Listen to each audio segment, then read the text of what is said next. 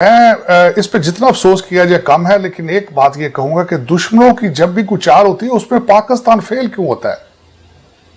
दुश्मन जो भी करता है आप उसमें लूजर नजर आते हैं। मेरी जाती राय है, ये जो अफगानिस्तान के बारे में जितने जश्न मनाए गए हैं, जितने आपने इस्लामाबाद पे तालिबान के झंडे लगाए हैं, उसका ट्रेलर शुरू हो चुका है। जाहिर है टीटीपी का जितना जो उन्होंने वजीरिस्तान में और जो उन्होंने क्लेम किया कि हमने बड़े शॉर्ट पीरियड में तकरीबन 35 के लगभग हमले किए हैं, तो अल्टीमेटली उसके रिजल्ट तो निकलने थे, उसके रिजल्ट तो आने शुरू हो गए।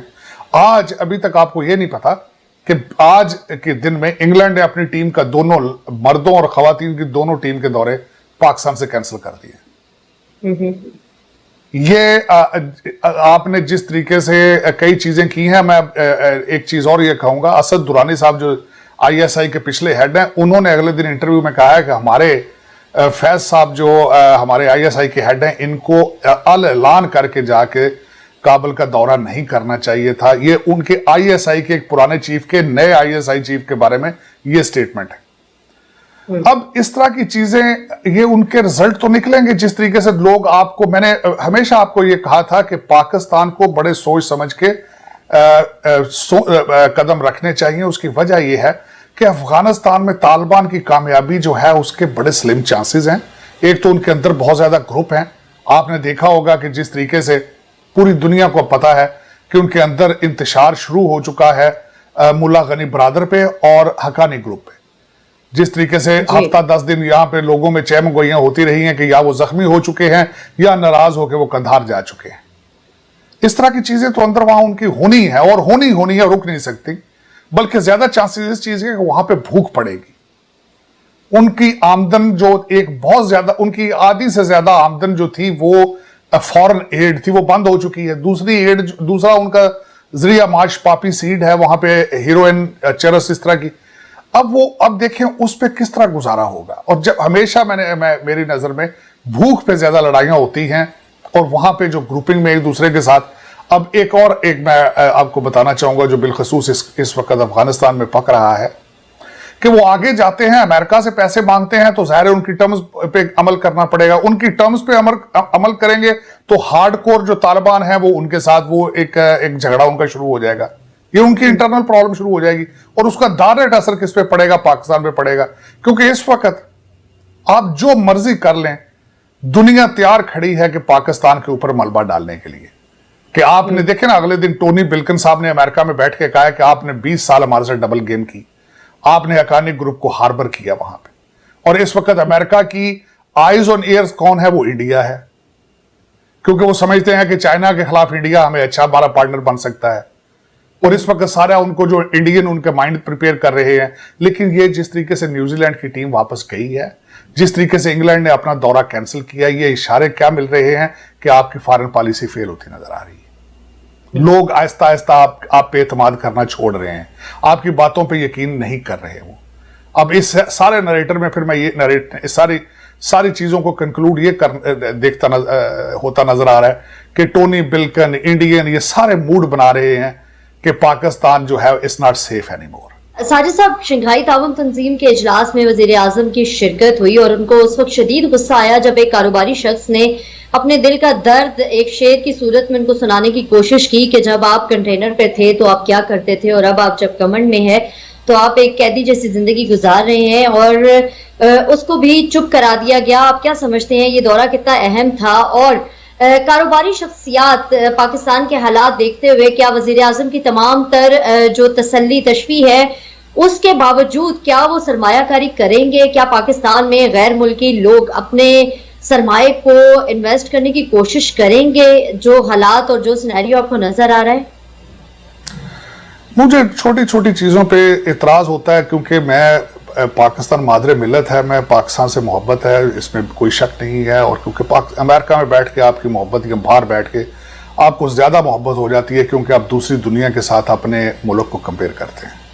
सबसे बड़ा इतराज़ तो मुझे ये था कि खान साहब ने शंघाई कोऑपरेशन ऑर्गेनाइजेशन में तकरीर इंग्लिश में की।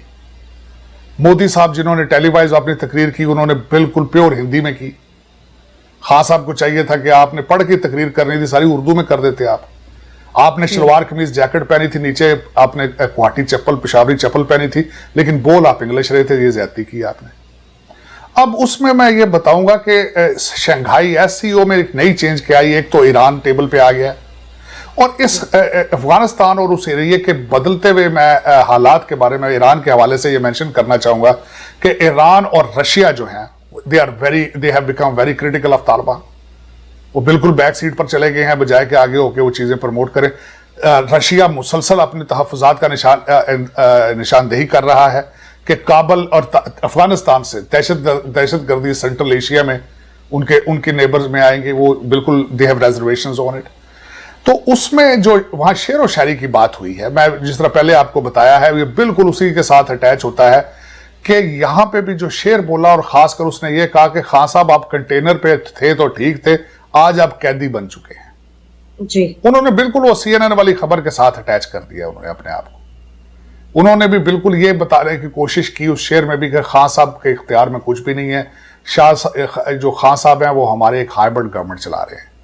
तो ये बहुत गलत इमेज है जो इस वक्त international market place, international level पे पाकिस्तान का आता जा रहा है। इस तरह नहीं होना चाहिए था कि आपकी जमहूरियत जो है वो बेख्तियार है, आपकी democracy is a hybrid democracy, आपकी जो जर्नलिज्म है वो हाइब्रिड जर्नलिज्म है। तो ये सारी चीजें, इसके इमेज को देखना होगा, पाकिस्तान को सोचना पड़ेगा कि ये क्या हो रहा है। और बिलखसूस यहाँ पे आपके पहले क्वेश्चन में ये था कि आपके दुश्मन बहुत ज्यादा है और उनकी बड़ी हैवी, जिस तरह हमारे बाजवा साहब भी कहते हैं कि फिफ्थ जनरेशन वॉर जो है, और आपको पता है आपके दुश्मन जो हैं वो इस चीज में बहुत कामयाब हैं।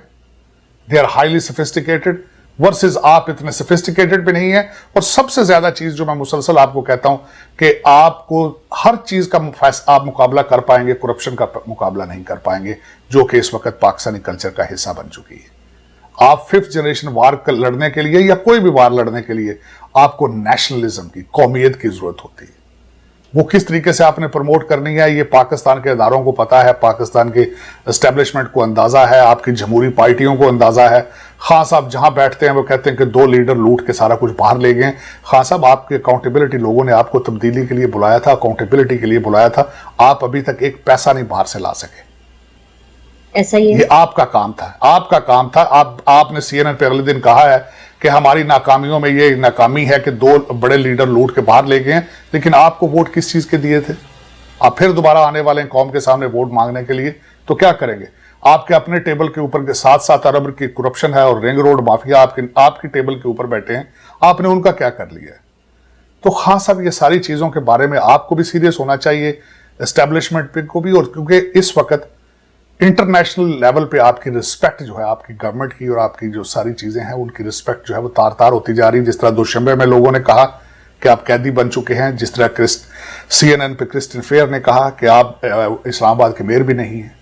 तो इन चीजों पे तवज्जो देने की जरूरत है, वरना फिर जो है वो जो हालात आपको देखा है कि न्यूजीलैंड भी चला गया है, इंग्लैंड भी चला गया है, और ये सारे जो चाइना की भी सी टाइप पे रिजर्वेशंस हैं।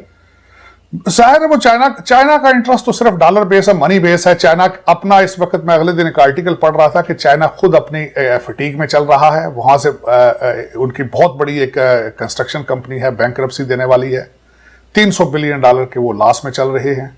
और उनके रिजर्वेशन है कि वो कहते हैं कि CPEC प्रोजेक्ट है वो काफी अरसे से बंद पड़ा है, बल्कि आसिम बाजवा साहब को फारग करने की सबसे बड़ी मैं समझता हूँ रीजन भी यही थी। उनके रिजर्वेशन थे चाइनीज गवर्नमेंट के कि हमारा प्रोजेक्ट या तो बंद है या बहुत स्लो हो चुका है। लेकिन इन सारी चीजों का जिम्मेदार कौन है? आप जब भी बैठते हैं तो आप CIA को ब्लेम कर देते हैं, आप इंडिया को बना लेते हैं दुश्मन। लेकिन मेरा ये क्वेश्चन ये था कि आपका दुश्मन हर दफा कामयाब क्यों हो जाता है, नाकाम क्यों नहीं होता? ये आपकी कमियां हैं। आप दुश्मन तो हर मुल्क के होते हैं, हर इंसान के दुश्मन होते हैं, वो उनको नीचे देखना चाहते हैं। आप उसको रोकने के लिए क्या कर रहे हैं? आप उस पर बिल्कुल सीरियस नहीं है। सीरियस क्यों नहीं है? नेशनलिज्म कोई नहीं है। मैंने बताया था कि आपके डिसीजन मेकर सारे जो है वो या तो खुद फॉरेन नेशनल है या उनके बीवी बच्चे कनाडा वो सब नेशनलिटी है। उनकी एक टांग पाकिस्तान में और एक टांग उनकी बाहर है।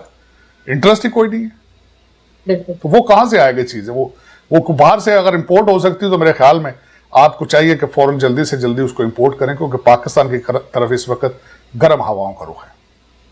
अच्छा साजिद साहब, इस वक्त शहरियार आफरीदी साहब जो कश्मीर कमेटी के चेयरमैन भी हैं, वो इस वक्त अमेरिका के दौरे पर हैं और उनके अमेरिका में मौजूदगी और उनकी जो वजह शोहरत है वो कुछ मनफी तरफ सिमत में जा रही है, जाती नजर आ रही है। सबसे पहले तो जब वो एयरपोर्ट पे पहुंचे 3 घंटे उनसे इन्वेस्टिगेशन की गई और फिर पाकिस्तानी सफारत खाने की तहरीरी जो जमानत होती है उसके बाद उनको अमेरिका में दाखिले की इजाजत दी गई। इसके बाद टाइम स्क्वायर पे चलते हुए उन्होंने एक वीडियो बनाई जो आजकल बहुत सोशल मीडिया पे उसके ऊपर तनकीद भी हो रही है, इंटरनेशनल लेवल पे तनकीद हो रही है कि जी उन्होंने टाइम स्क्वायर पे चलते हुए घूमते हुए वहां पे मौजूद खवातीन के ना सिर्फ लिबास पे तनकीद की, उनकी हालत पे तनकीद की। तो आप क्या समझते हैं कि ये क्या हो रहा है? शहरियार आफरीदी साहब पाकिस्तान को रिप्रेजेंट कर रहे हैं या वहां पर मतलब ये क्या चल क्या रहा है?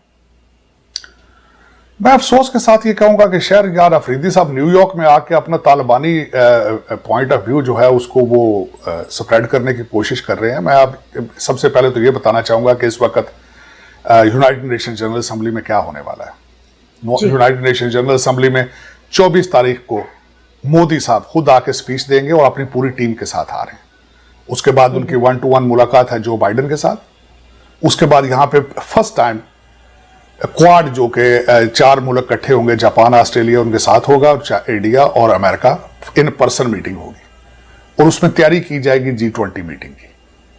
मोदी साहब इस वक्त पूरी अपनी टीम को साथ लेके आए हैं या आ रहे हैं।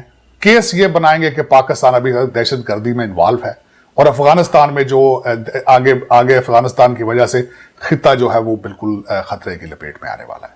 ये उनका केस होगा। उसके वर्सेस हमारी टीम में क्या आया यहां पे? एक तो हमारे पीर बादशाह आएंगे, हमारे कुरैशी साहब, और उनके साथ सबसे बड़ा जो उनका स्पोक्स पर्सन है शहरियार अफरीदी साहब आए हैं। सबसे पहले तो उनको आपने जिस तरह बताया है कि एम्बेसी की गारंटी पे छोड़ा गया है और ये आपकी और मेरी खबर नहीं है, डान की खबर है। डान एक ऐसा इंस्टीट्यूशन है मैं जिनकी खबर पे काफी हद तक एतमाद